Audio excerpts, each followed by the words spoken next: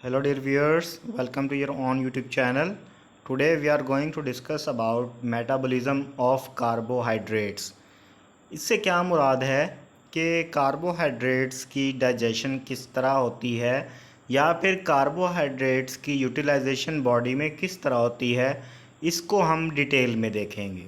अब ये जो पहला साइकिल आप देख रहे हैं, इसके अंदर हम ये पता लगाएंगे कि पायरोवेट किन किन जो फॉर्म्स के अंदर कन्वर्ट हो सकता है। सबसे पहले अगर हम बात करें तो हमारे पास प्राइमरी कार्बोहाइड्रेट जो है वो है ग्लूकोज, जो कि मेनली हम कह सकते हैं अवेलेबल होता है हमें। तो ग्लूकोज की क्या होती है, ग्लाइकोलाइसिस होती है और 10 सक्सेसिव रिएक्शंस होते हैं एक के बाद दीगरे, और ग्लूकोज कन्वर्ट हो जाता है ग्लाइकोलाइसिस के प्रोसेस के अंदर पायरोवेट के अंदर, और दो पायरोवेट के मॉलिक्यूल्स जनरेट होते हैं ग्लूकोज के ब्रेकडाउन से। अब ये पायरोवेट है, अब जब ऑक्सीजन की एब्सेंस होती है, अब दो तरह की हमारे पास रिस्पायरेशन होती है। एक होती है एरोबिक रिस्पायरेशन और एक होती है एनएरोबिक रिस्पायरेशन। अब जो एनएरोबिक रिस्पायरेशन है, इसके अंदर जो पायरोवेट है वो दो फॉर्म्स के अंदर कन्वर्ट हो जाता है। इस एनारोबिक रिस्पायरेशन या हाइपोक्सिक जो कंडीशन है, इसको हम दो टाइप्स के अंदर फिर डिवाइड करते हैं। एक है हमारे पास अल्कोहलिक फर्मेंटेशन और एक है हमारे पास लैक्टिक एसिड फर्मेंटेशन, जो कि आपने प्रीवियस क्लासेस में डिटेल में डिस्कस किया होगा। अच्छा, अगर हम बात करें कि अल्कोहलिक फर्मेंटेशन के अंदर क्या होता है कि जो पायरोवेट के मॉलिक्यूल्स हैं वो ब्रेक डाउन हो जाते हैं, दो मॉलिक्यूल्स बन जाते हैं एथेनॉल के और दो मॉलिक्यूल्स बन जाते हैं कार्बन डाइऑक्साइड के, और इसको कन्वर्ट करना पायरोवेट को एथेनॉल और कार्बन डाइऑक्साइड के अंदर in the absence of oxygen, ये काम फर्मेंटेशन करना किसके अंडर होता है, यीस्ट के। इसका मतलब क्या है कि जब फंगस इन्वॉल्व होगी, जब यीस्ट इन्वॉल्व होगी, तो हमारे पास जो पायरोवेट है वो कन्वर्ट हो जाएगा एथेनॉल और कार्बन डाइऑक्साइड के अंदर। इसी तरह दूसरी हमारे पास जो फर्मेंटेशन की टाइप है, उसके अंदर क्या होता है कि जो पायरोवेट के जो दो मॉलिक्यूल्स होते हैं उनसे आगे दो लैक्टेट बन जाते हैं। अब जो फर्मेंटेशन होती है लैक्टेट की, ये बहुत ही ज़्यादा कंट्रैक्टिंग मसल्स के अंदर हो रही होती है इन ह्यूज अमाउंट, और एरेथ्रोसाइट्स के अंदर और चंद एक दूसरे सेल्स के अंदर भी हो रही होती है। और ये जो लैक्टेशन है ये और भी माइक्रो ऑर्गेनिजम्स के अंदर जो ऑब्जर्व की गई है। ये तो दो हमारे पास टाइप थी, एनारोबिक रिस्पायरेशन की या एनारोबिक कंडीशन की। उसके बाद हमारे पास है एरोबिक कंडीशंस। इनके अंदर क्या होता है, डी कार्बोक्सिलेशन होती है पायरोवेट्स की। डी कार्बोक्सिलेशन का क्या मतलब है कि यहाँ से कार्बन डाइऑक्साइड रिमूव होते हैं पायरोवेट के मॉलिक्यूल से, और ये कन्वर्ट हो जाते हैं पायरोवेट्स फिर एसिटाइल को इंजाइम ए के अंदर। अब ये जो एसिटाइल को इंजाइम ए है, ये इनपुट है सिट्रिक एसिड साइकिल का या फिर क्रेब्स साइकिल का। अब इसके एंड प्रोडक्ट में क्या होता है, हमारे पास सिट्रिक एसिड साइकिल के अंदर चार कार्बन डाइऑक्साइड के मॉलिक्यूल्स बन जाते हैं दो एसिटाइल को इंजाइम ए से, और चार ही हमारे पास जो वाटर के मॉलिक्यूल्स बन जाते हैं। अब ये जो है फिर यूटिलाइज हो जाते हैं एनिमल, प्लांट और भी माइक्रोबायल सेल्स के अंदर, और यहाँ पे जो इनकी यूटिलाइजेशन के लिए प्रॉपर ऑक्सीजन अवेलेबल होती है। तो ये हमारे पास तीन फेट्स बनती हैं पायरोवेट की, दो जाती हैं एनारोबिक के अंदर और एक कंडीशन इसकी जा सकती है एरोबिक के अंदर। उसके बाद है ग्लूकोजेनेसिस, मतलब नया ग्लूकोज किस तरह बनता है। अब ये बात आप अपने जहन में बिठा लें कि आप फैटी एसिड्स को कन्वर्ट नहीं कर सकते शुगर्स के अंदर इन मैमल्स, इसके अलावा बाकी सब में जो है ये हो जाता है। तो सबसे पहले हम अगर देखें तो हमारे पास आता है ट्राई एसाइल ग्लाइसरोल, ठीक है, और उसके साथ हमारे पास कार्बन डाइऑक्साइड की फिक्सेशन भी हो सकती है।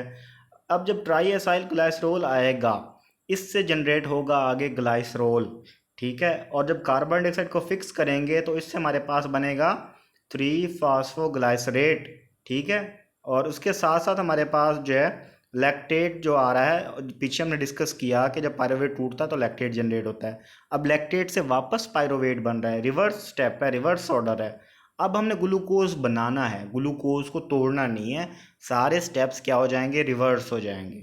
तो इसी तरह ग्लूकोजेनिक अमाइनो एसिड्स आएंगे वापस सिट्रिक एसिड साइकिल में, वहाँ से फिर एसिटाइल कोएंजाइम ए आएगा, उससे फिर वो PEP बनेगा, फास्फोइनोल पायरोवेट। यहाँ पे फिर आगे एनर्जी ऐड होगी, एडिशन होगा एनर्जी का, कार्बन डाइऑक्साइड का एडिशन होगा। पीछे हमने डीकार्बोक्सिलेशन की है, यहाँ पे हमने कार्बोक्सिलेशन करनी है, कार्बन डाइऑक्साइड का एडिशन करना है, और उसके बाद हमारे पास बन जाएगा ग्लूकोज 6 फास्फेट। अब यहाँ से फिर आगे जनरेट हो सकते हैं, ब्लड ग्लूकोज के अंदर जा सकता है ग्लूकोज, और ग्लाइकोजन के अंदर कन्वर्ट हो सकता है, और ग्लूकोज प्रोटीन के साथ मिलकर ग्लाइकोप्रोटीन्स बना सकता है, शुगर्स के साथ मिलकर डाइसेक्राइड्स बना सकता है, मोनोसेक्राइड्स बना सकता है, स्टार्च बना सकता है, सक्रोज बना सकता है। इन सब के अंदर जो है वो ग्लूकोज प्रेजेंट है।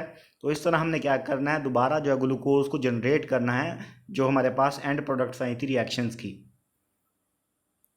अच्छा, तो हमने ग्लूकोज बना लिया, उसके बाद हमारे पास ग्लाइकोलाइसिस वर्सेस ग्लूकोजेनेसिस, दोनों का हमने फ़र्क देखना। कहते हैं कि जो ग्लाइकोलाइसिस है ये मसल्स के अंदर और ब्रेन के अंदर होती है, जबकि ग्लूकोजेनेसिस जो हमारे पास वो होती है मेनली लीवर के अंदर। हम इसको थोड़ा डिटेल में देखते हैं क्लोजली।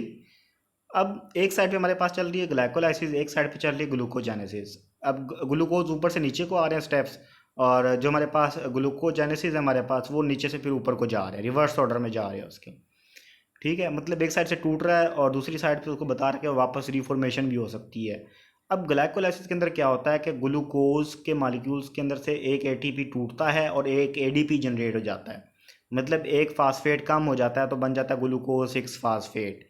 उसके बाद फिर वो अपने आइसोमर के अंदर कन्वर्ट हो जाता है फ्रक्टोज 6 फास्फेट के अंदर, उसके अंदर फिर एक एटीपी टूटता है और वो एडीपी में कन्वर्ट हो जाता है और बन जाता है फ्रक्टोज 1,6 बिस फास्फेट। पहले हमारे पास जो है वो ट्राई था, अब वो क्या हो गया, बिस फास्फेट हो गया। दो हमारे पास फास्फेट हैं, एक कार्बन नंबर 1 के ऊपर फ्रक्टोज के और एक कार्बन नंबर 6 के ऊपर।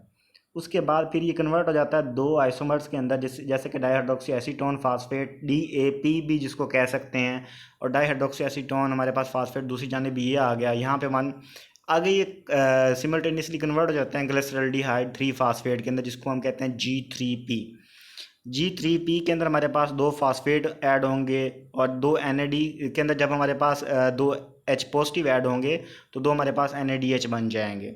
इसी तरह हमारे पास क्या होगा नेक्स्ट, ये कन्वर्ट हो जाएगा 1,3 बिस फास्फोग्लाइसेट। ऊपर वाले भी दो मॉलिक्यूल्स हैं, नीचे भी इसके दो मॉलिक्यूल्स हैं, या आपने साथ में लगाने नहीं भूलने ब्रैकेट के अंदर। उसके बाद फिर दो ADP ऐड होंगे, ऊपर ATP टूटे थे, यहाँ पे ADP जो है वो इसके अंदर एडिशन होगा फास्फेट का और बन जाएंगे ATP।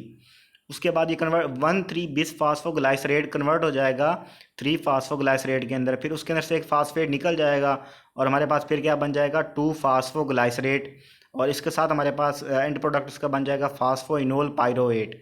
अब फास्फोइनोल पायरोवेट जिस तरह हम पीछे देख के आए हैं कि इसके अंदर डीकार्बोक्सिलेशन होगी और ये कन्वर्ट हो जाएगा एसिटाइल कोएंजाइम A के अंदर, और वो ऐड हो जाएगा सिट्रिक एसिड साइकिल या क्रैब साइकिल के अंदर। क्रैब साइकिल के अंदर जो है वो एसिटाइल कोएंजाइम A के बाद बन जाएगा ऑक्सालो एसीटेट, जब दो GDP जो हमारे पास बनेंगे दो GTP से। ठीक है, दो हमारे पास GTP से क्या मुराद है, ग्लिसरल्डिहाइड ट्राईफास्फेट, और GDP से क्या मुराद है, ग्लिसरल्डिहाइड डाईफास्फेट। ठीक है, और जो फास्फेट्स हैं वो रिलीज़ हो जाएंगे और कार्बोक्सीकाइनेज इंजाइम की प्रेजेंस में। उसके बाद ऑक्सालो एसीटेट के अंदर क्या होगा, दो ATP टूटेंगे, दो ADP बन जाएंगे, और ऑक्सालो एसीटेट कन्वर्ट हो जाएगा पायरोवेट के अंदर, जो कि एंड प्रोडक्ट है हमारे पास किसकी, ग्लाइकोलाइसिस की। तो उसके बाद फिर ये मज़ीद हमारे पास क्या होगा, ऊपर मूव ऑन कर जाएगा, पायरोवेट जो है वो रिवर्स ऑर्डर में जा सकता है, जिस तरह हम नीचे ऊपर से नीचे आए इस तरह नीचे से ऊपर जाएंगे तो ग्लूकोज बन जाएगा एंड पे, इसी को कहते हैं ग्लूकोजेनेसिस। और ग्लाइकोलाइसिस का मतलब क्या है कि ग्लूकोज का जो है वो ब्रेक डाउन होगा। तो ये दो स्टेप्स थे जिनका आपको जो है क्लियर करना थे कंसेप्ट्स।